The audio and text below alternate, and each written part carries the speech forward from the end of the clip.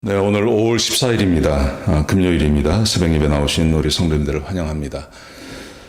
우리 공동기도 제목으로 기도하는 시간 갖도록 하겠습니다. 기도하시겠습니다. 홍석화 집사의 암을 치료해 주십시오. 배옥준 집사의 뇌졸중을 치료해 주십시오. 언어가 회복되고 오른쪽 팔다리에 힘이 생겨나도록 해 주십시오.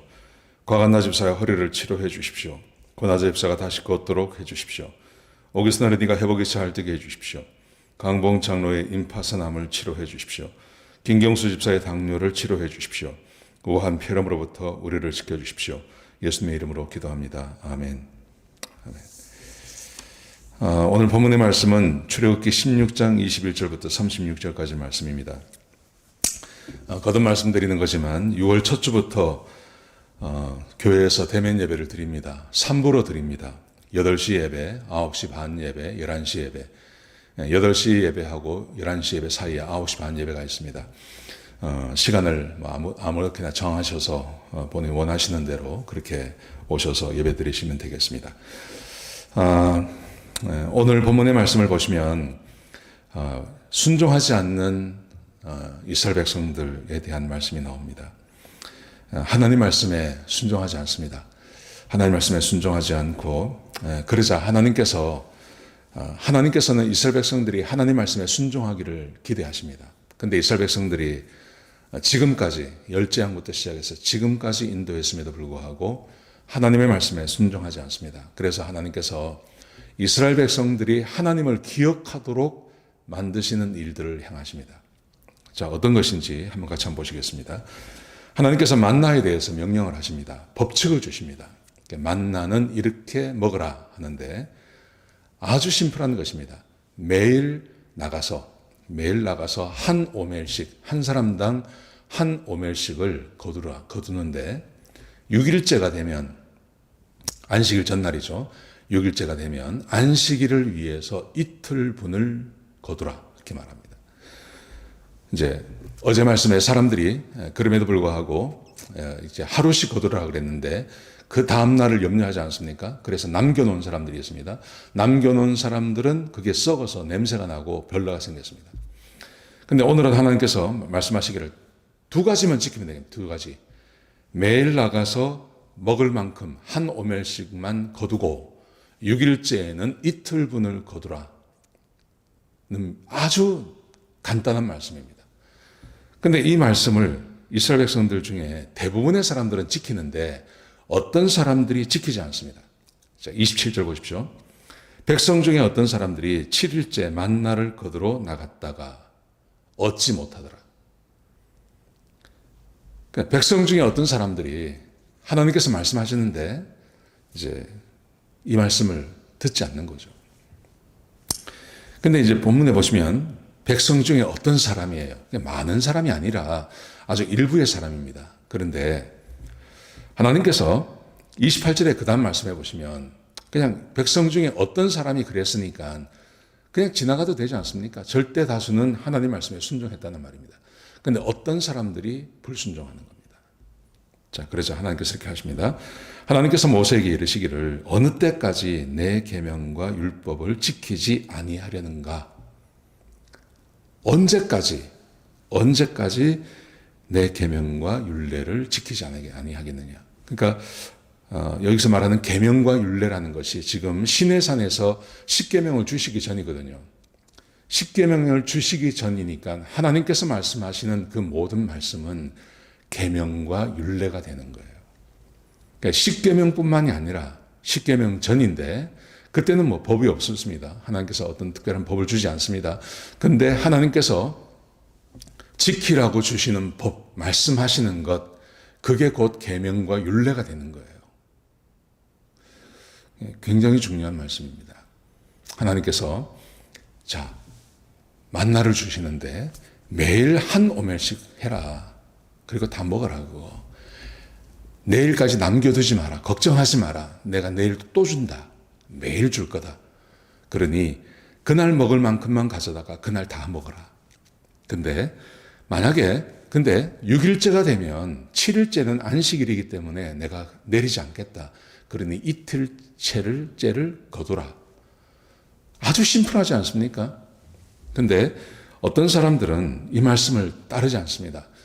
이 말씀을 따르지 않는 것에 대해서 하나님께서 말씀하시기를 언제까지 내 율법과 내 율례와 내 계명과 율법을 지키지 아니하겠느냐 그렇게 말씀하세요. 그러니까 우리가 생각하기에 별거 아닌 것 같은데 하나님께서는 하나님의 말씀하시는 것을 지키지 않는 것에 대해서 아주 엄중하게 말씀하고 계시다는 것입니다. 사람은 어떻게 사는 거냐면 사람은 하나님의 말씀에 순종하며 사는 것, 그게 사람이 살아가는 방법이에요. 우리는 스스로 생각합니다. 중요한 거 중요하지 않은 거 생각합니다. 그래서 내가 중요하게 생각하는 것은 지키고 중요하지 않은 건 내가 지키지 않습니다. 무시해버립니다. 근데 그렇지 않습니다. 하나님의 말씀은 다 중요한 겁니다. 말씀하신 것은 다 중요합니다. 자, 그렇게 하신 다음에 행하는 신을 기억하게 하시기 위해서 하나님께서 어떻게 하시냐 하면 하나님이 이렇게 하십니다. 31절 보십시오. 백성들이 이제 그 만나에다 이름을 붙입니다. 뭐라고 붙이냐면 만나라고 붙입니다. 만나. 이 만나라는 뜻이 무슨 뜻이냐면 이게 뭐냐 하는 거예요. 이게 뭐냐. 백성들은 그게 뭔지 모릅니다. 이렇게 기록되어 있습니다. 가시 같고 희고 맛은 꿀 섞은 과자 같았다 그래요. 하늘에서 내리는 겁니다. 하늘에서 이슬이 내리는데 이슬이 내리고 나서 이게 이슬이 마르고 나면 거기에 동글동글한 것이 생기는 겁니다. 그걸 거두어서 삶아 먹기도 하고 튀겨 먹기도 하고 하는데 그 맛이 가시 같고 가시라는 것이 고수랍니다. 고수. 신란초의 씨 있죠. 신란초 씨. 저는 보지는 못했는데 이 가시라는 것이 신란초 씨 같은 거래요. 신란초의 씨 같고 희고 그리고 맛은 꿀을 섞은 과자 같다. 자, 그런데 처음 보는 거예요. 세상에 이런 게 없다는 거죠. 그래서 이스라엘 백성들이 이것을 뭐라고 불렀냐면 이게 도대체 뭐냐? 이게 도대체 뭐냐? 하다가 그 이름을 만나. 이게 도대체 뭐냐? 이게 뭐야? 로 붙였다는 것입니다. 자, 그러면서 하나님께서 이렇게 하십니다.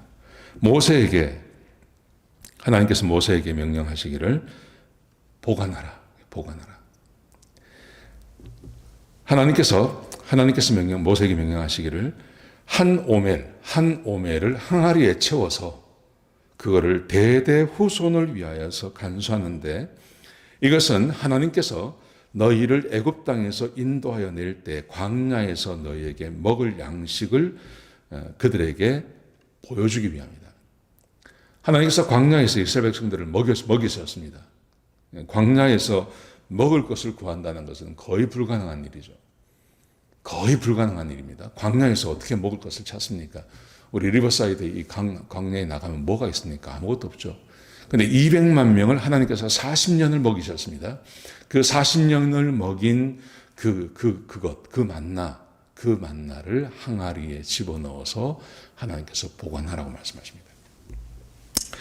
왜 이렇게 하시냐 하면 하나님의 능력과 그리고 문제를 만날 때 그 하나님께 구하라는 표시이죠.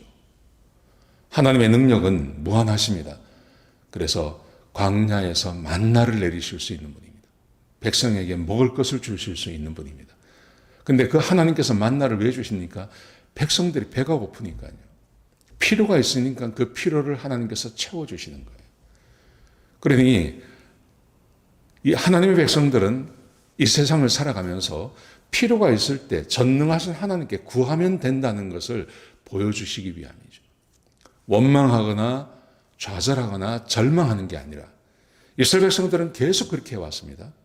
원망하고 좌절하고 절망하고 다시 애굽으로 돌아가자 그러고 그랬습니다. 근데 하나님께서 이스라엘 백성들에게 그것을 가르치기 위해서 고난받고 힘들고 어렵고 해결할 수 없는 문제를 만났을 때 그 하나님 앞에 가서 구하면 전능하신 하나님께서 그 구하는 것을 채워주실 수 있다는 것을 보여주시기 위해서 하나님의 전능하심과 하나님이 자기들과 함께하는 것을 보여주시기 위해서 만나를 보관하라 그렇게 말합니다.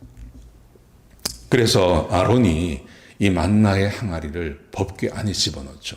성경에 보시면 36절에 보시면 증거판 앞에 두었다 그래요.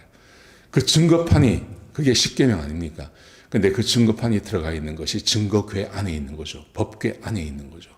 그래서 그 법궤 안에 이 만나를 집어넣은 항아리를 보관하게 되는 거죠.